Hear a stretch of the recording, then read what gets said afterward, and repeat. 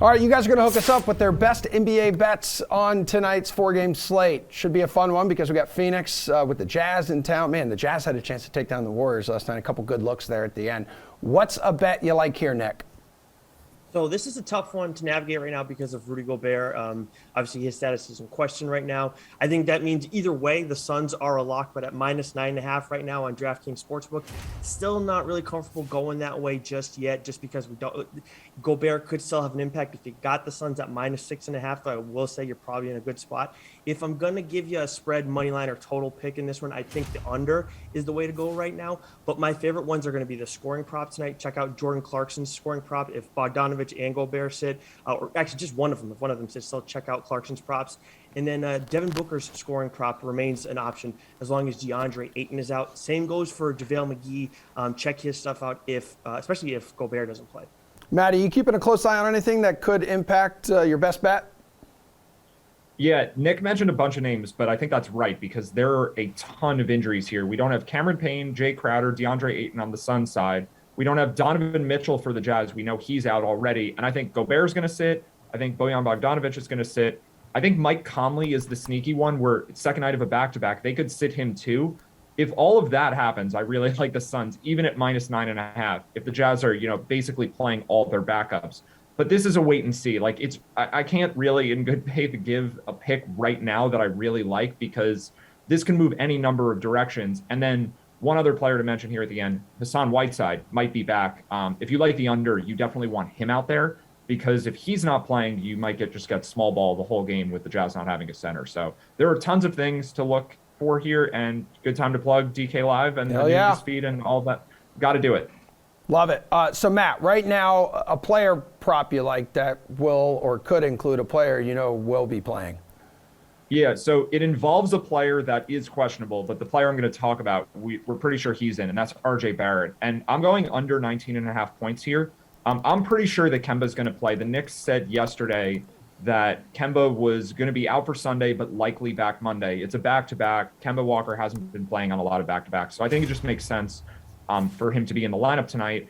And the Knicks also have Cam Reddish now, so I'm not sure that RJ Barrett keeps playing the same minutes that he's been playing.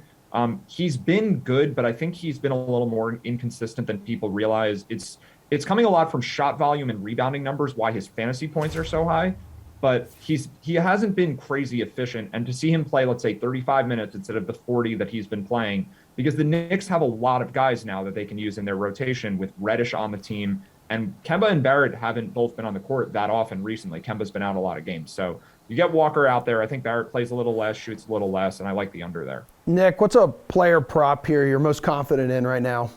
Yeah, I'm actually going to go to the other side of that matchup, and I'm going to go with Evan Mobley over 23.5 points plus rebounds. I know that if you look from a DFS side, the Knicks have done well against opposing bigs, but we got Mitch Robinson questionable tonight. Even if he plays, it doesn't sway how I'm going to lean on this one either way. The last time Mobley saw the Knicks, he went for 26 points and 9 boards.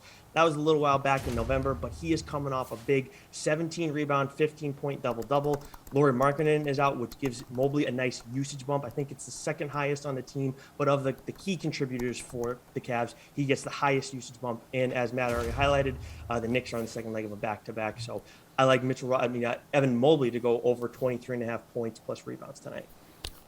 All right, you got a game total you like here, Nick. Let's see. The biggest one, Jazz Suns, the late one tonight.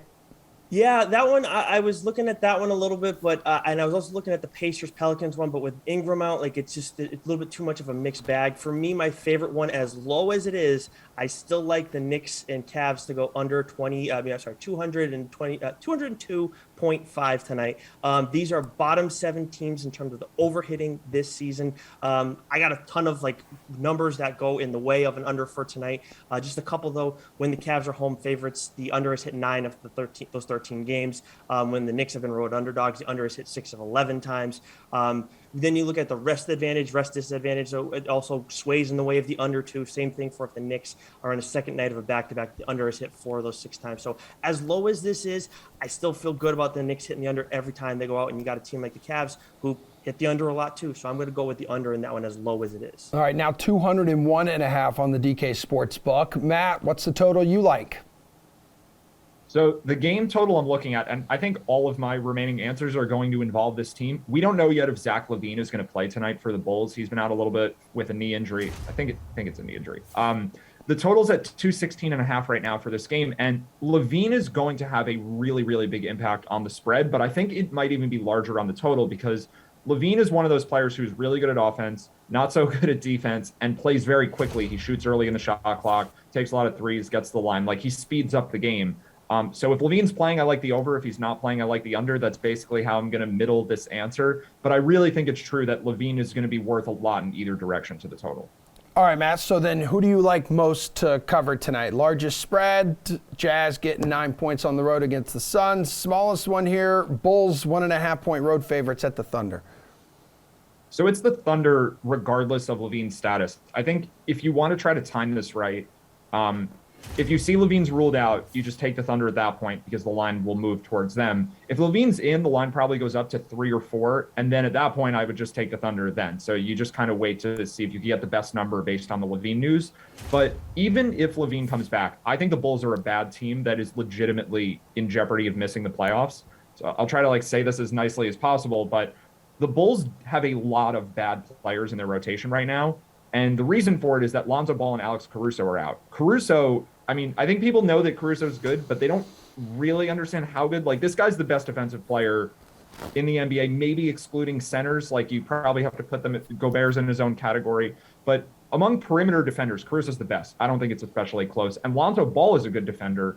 And without those guys, I don't think the Bulls can really guard anyone. LaVine doesn't help that. Like I said before, he doesn't play much defense. Like, this team is going to struggle, and they're on a back-to-back. They just played the Magic last night. So I actually think the Thunder win this game regardless of LaVine playing or not.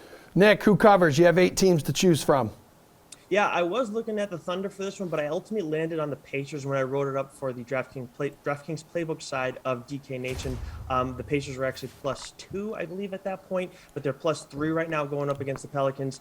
And worst case scenario tonight, they don't have Karis LeVert again, which has been the case. I'm operating under that impression, of course, with him being questionable. The Pelicans have done well as home favorites this season. They're 4-11 against the spread in those situations. But again, they're without Brandon Ingram tonight, and they are 3-6 against the spread in those situations.